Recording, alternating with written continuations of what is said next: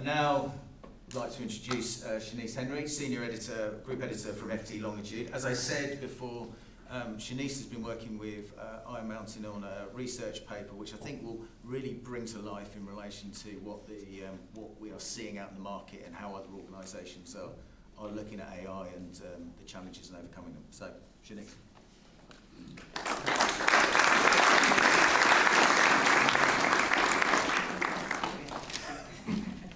Hi, great to be here today. Thanks for having me. So, as Tom just mentioned, I've been working with Iron Mountain on a research study over the last 6 months or so, basically looking into how organisations are getting their data ecosystems more AI ready, getting their data in better shape so that when they plug into AI models, they can have the trust to move with confidence forward with any decision making that they're using from the AI outputs. And we've kind of centred around this theme about making sure that AI is responsibly sourced, and that's kind of the crucial ingredient of moving forward with confidence. And to kind of start with why we looked into this subject area together, it's mainly because there's a lot of opportunity on the table when it comes to how companies are managing their information, but also through their systems and their strategies. And one of the key headlines that we found was that on average, the companies that we surveyed, they said that in terms of how they leverage their information with their strategies and systems, they managed to achieve a 1.9 billion uplift in their revenues in dollars, which is around 1.4 English pounds, just in terms of how they are utilising their information in their business models. So we wanted to look into this into more detail. We wanted to see about the realities of doing this, where the challenges are, where the opportunities are moving forward. I guess to start, I wanted to just give a bit of insight into the methodology, who we surveyed. So we had 500 business professionals that fed into our research. Mostly that was on the qual side. We had some quant insights, but then also we had some qual insights too. We had mostly C-suite and then C-1 in terms of those feeding in, so all senior decision makers. We had a good international coverage in terms of the regions, and then also sectors. We have natural fallout of a range of sectors. Thanks to all of those that fed into this research. I know that some of you are in the room today. And we also looked to create a bit of a sense of what good looks like. So we created a leader group. We had a question in our data that looked to basically rank the respondents on how effective they are with their information management systems and strategies on 5 different criteria. And then we looked at those that scored in the highest groups across all 5, and then looked at their behaviours. So what are they doing differently to the rest of the pack to basically inform the research that we looked to publish later on. So I just wanted to give you a tour through the headline findings. So we're seeing that information management systems and strategies are feeding through to business growth in a very real way, as I mentioned at the start. And then when we looked at our leaders and we said, okay, how are you planning to build on this? They were saying that AI readiness is key to their wider business objectives, not just in terms of data governance. But the reality is that we do see there's a lot of performance gaps, as we were just seeing in the previous presentation. There's a lot of ambition to get through those, that there are things that are holding back the AI readiness of businesses at large. One of those gaps is around tech debt, so unaddressed reworks from the integration of new tech platforms. That's blocking the implementation of AI models or AI platforms and initiatives in the future. And then we also wanted to kind of get some sort of metric on what the impact is in terms of data integrity flaws.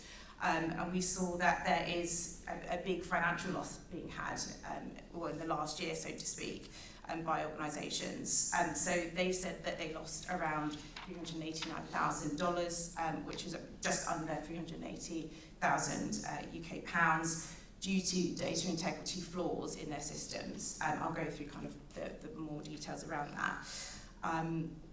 But it's not all bad. There are some wins being had around data integrity and also responsible sourcing of AI models and AI nutrition labels. So kind of details on what AI models are pulling from in terms of their sources, metadata and tagging to basically give insight on the kind of the reliability of the data is really helping a lot of organisations to move forward with confidence.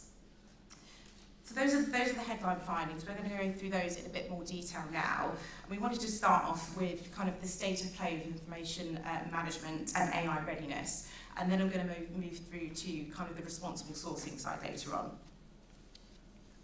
Okay, so as we said, we saw that there's a real clear picture that information management is a big growth driver. So we saw that 9 in 10 business leaders, they said that their businesses had achieved some sort of profit uplift or revenue growth due to their information management systems and strategies. And we've got the green side is where we've seen the bigger jumps in growth, and then the red or grey sides are where there hasn't been growth as much or there has been a decrease. And we can see that, so with revenue and profit, for instance, we've got 49% that achieved a revenue increase of at least 10%, and 53% achieved a profit increase of at least 10%. And we're seeing here that data quality and integrity does have a ripple effect on performance. There are some that are saying that it has increased costs as well, so looking at operating costs and compliance costs. There are some that said they've managed to decrease those costs because of how they're using their information, which I thought was quite interesting to see. And then we wanted to give a bit of a geographic breakdown in terms of those revenue gains. So as I said, we saw 1.9 billion per company, and then we looked to kind of extrapolate that out globally. Our research team looked at third-party data to say what's a kind of reliable estimation of what this would look like across the globe. And then we've got also by region. One thing that I will note is that it's helpful to keep in mind that the sample here, we're looking at larger sized companies, so those with over 1,000 employees, and their revenue on an annual basis was between 1 billion and 99 billion. So that's also helpful looking at these figures. And also we're looking at the ROI here, not just of the systems, but also the strategies and the techniques that are being deployed too. So when you kind of think about the opportunities there, that feeds through to, you know, sharper sales techniques. It feeds through to, you know, maybe that's upselling, maybe that's looking at how you're acquiring new customers, and maybe looking at efficiencies too. Okay, so as I mentioned at the start, we saw that when we asked our leaders, where are you thinking that the most gains lie, they said that AI readiness is going to be key to how they move forward in terms of their competitive advantage. And so on this slide, we wanted to have a look at where the wins already being had. So here we've summarised the effectiveness of information management strategies in terms of what was self-reported by our respondents. And we do see that there are a lot of wins being had. So we've got here kind of a summary at the top of how many respondents said that they've got business benefits that they've achieved from their strategies in these areas. And AI readiness, we're seeing a lot of industry organisations say that they are achieving some form of business benefits, which is good to see. And then we've also got sort of data integrity and responsible sourcing there as well, following closely behind, and of course they're quite linked in together. When we looked at just the UK, we saw that for AI readiness, it was about 70% were saying that they had effective strategies in this area. So it's still the majority, but slightly behind the global average. And as I said, the leaders said that they're going to be kind of really indexing on their AI readiness moving forward. And in one of the qualitative discussions that I had with a member of the C-suite at an FS firm, I was saying what goes into making sure that you can get a competitive edge from your AI models in terms of how you're sourcing those AI models.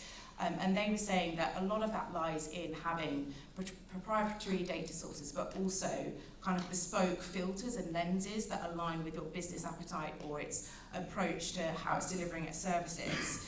And those kind of context-specific insights or filtering really make sure that when your employees make decisions based on those AI outputs, they're really aligned with how your business operates, maybe its risk appetite, and of course you need to make sure that that input data and those filters are accurate and responsibly sourced, otherwise it's going to lead to skewed decisions. So we looked at the flip side of the coin as well. We wanted to see who of those are struggling with performance gaps in their information management systems and also their strategies. And we did see that the majority of organisations say we can't get consistent benefits from our information management and the strategies and the systems that we're using. And that goes for AI readiness and data integrity, which were the strongest areas of performance in our research. And those gaps, when it comes to AI readiness, they can threaten the predictability or the confidence that you can have in your AI models. So they are something to be getting to the bottom of. And when we looked at where those gaps or blocks were coming up, technical debt was a big one, and so within legacy systems, those reworks that hadn't been addressed in previous implementation cycles, they're blocking the future implementation of AI projects. That was seen to be sort of around the same in the UK as well as that global stat. Also latency issues, so the ability to be able to integrate data sources fast enough for real-time decision making, that's a real hurdle. And also the introduction of new tech stacks, creating new data silos or issues with standardization protocols was becoming a real hurdle, blocking or performance gap really and blocking AI readiness. And then we wanted to kind of look into what was holding back kind of the AI readiness in general, not just kind of those specific pulse points within business journeys. And they came back to us and said that data quality, cybersecurity and compliance risks, they saw were their biggest threats to AI readiness. In the UK, they actually upweighted the threat of the cost of implementing AI across the organisation, which was fourth across the global base. So that was something I wanted to dive into a bit more in detail in our qualitative interviews. And it came up about the importance of there being coordination across the C-suite, especially when it comes to the allocation of resources, budget, so whether that's talent and kind of focus as well, that if there isn't clear consensus across the C-suite, then AI projects can be at risk of failing completely, not just facing delays.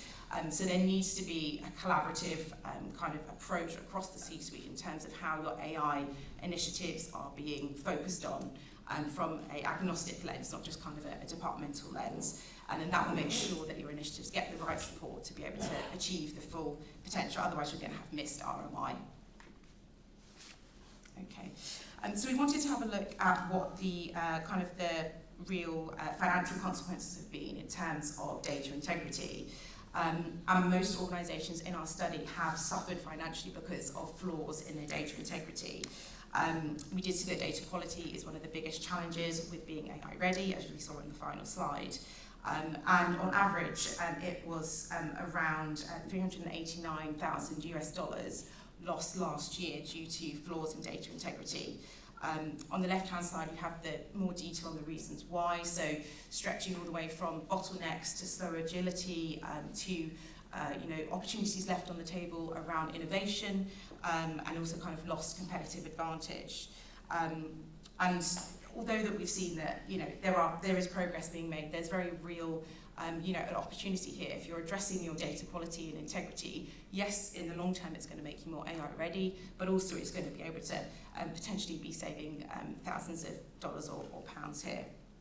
So it's about persevering with the wins that have been had, building on those lessons, especially looking at kind of being more AI ready in the future. So we wanted to look at, so we looked broadly there about information management and systems, then we wanted to look at, okay, how is that feeding through to responsibly sourcing your AI systems and what's being done today. So we looked at kind of the business as usual workflow checks and balances that are being used to kind of root out any impurities that could be threatening AI readiness in the long term. And we saw that redundant, obsolete and trivial data elimination, audits and also automated data extraction are the top tactics that are being used to verify data integrity and also accuracy with a view to become more AI ready. And these sorts of tactics are going to make sure that you're rooting out any inefficiencies or any impurities that could be sabotaging AI models. And it's also going to make sure that when decisions are being made, they're more those outputs you can trust to move with speed at those. And we looked to find out sort of what the most popular frequency was for the top tactic, ROT review. And it came out that monthly is the most popular kind of cadence used there.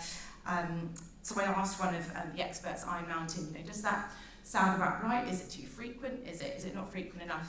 And so when it comes to managing obsolete data, so data that's, you know, outdated or no longer really of use or relevant, 30 days sounds about okay, as there's going to be sort of a minimal change in that time frame. But when it comes to redundant or trivial data, it could be beneficial to be eliminating and reviewing that on a more frequent basis from the perspective of reducing your attack surface area from a cybersecurity perspective. Because of course the more data you're hosting that actually isn't of value to your company, you've got a broader attack surface. So to minimise that could be a benefit from a security perspective. Okay.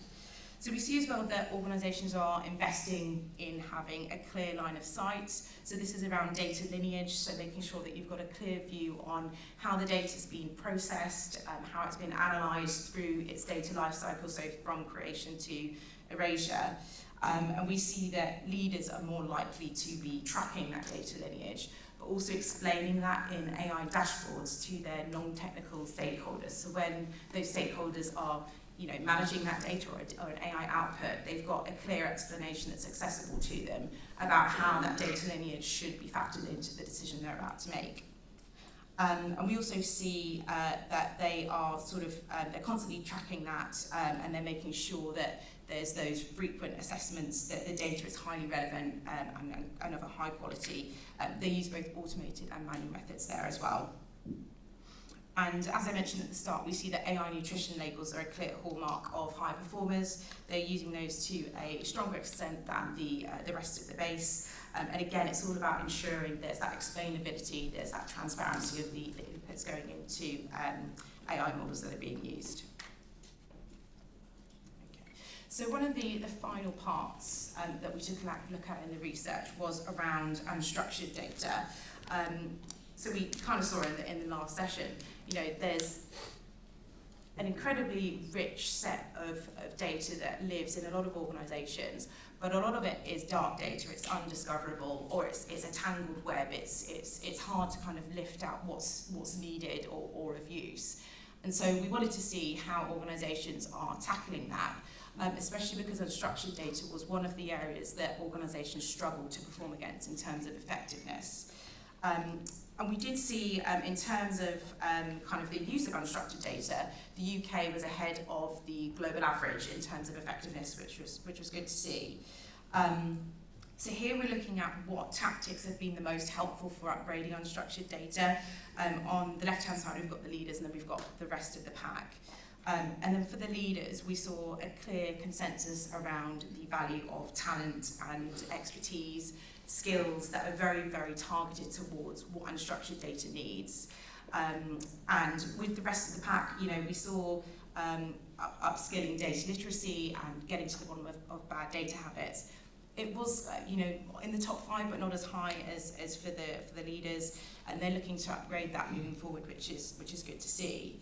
But one of the top trends that I'm going to go into in the penultimate slide coming up is around the fact that AI is helping organisations make their unstructured data sets in a better quality or in better shape.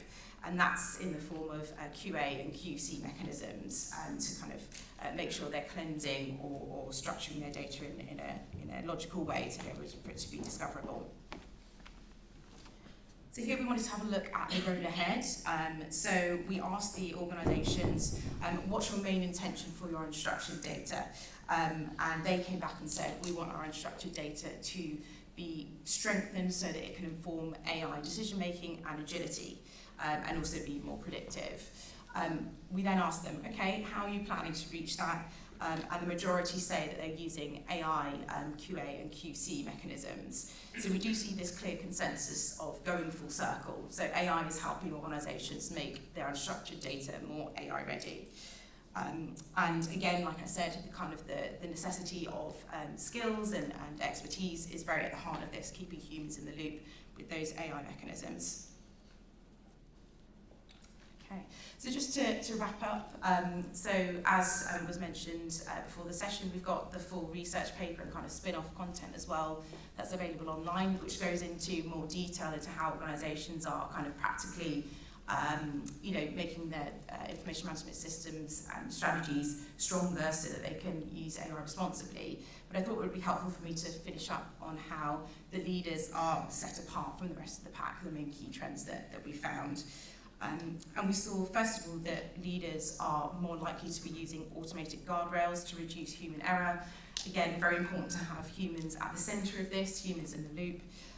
But they're more likely to be using automation for compliance checks, and they're also more likely to be using, as I said, automated explanations of data lineage to their non-technical stakeholders, and also with their unstructured data, more likely to be using those AI, QC and QA mechanisms, which is going to be very valuable for speeding up locating where the valuable insights sit, and making sure that they're able to locate where things should be more locked down or more freed up to certain employees. They're also bringing their employees in on the journey on bringing dark data to light.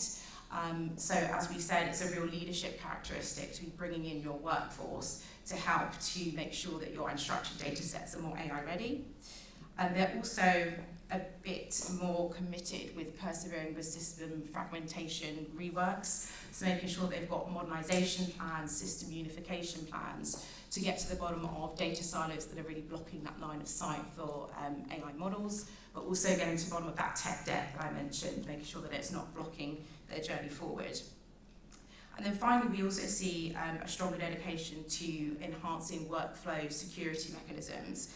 So we saw that quite prominently within our leader base, and that was around kind of the data encryption and security mechanisms within workflows. Incredibly important moving forward to make sure that innovation work around AI isn't opening up new vulnerabilities that could be exploited by bad actors moving forward. And that's kind of the main summation of the research that I wanted to share with you today. As I say, we've got the full research paper available, so do check that out if you haven't already. But hopefully some of that was useful, and I'll be around in the break if anybody has any questions. So, yeah, thanks.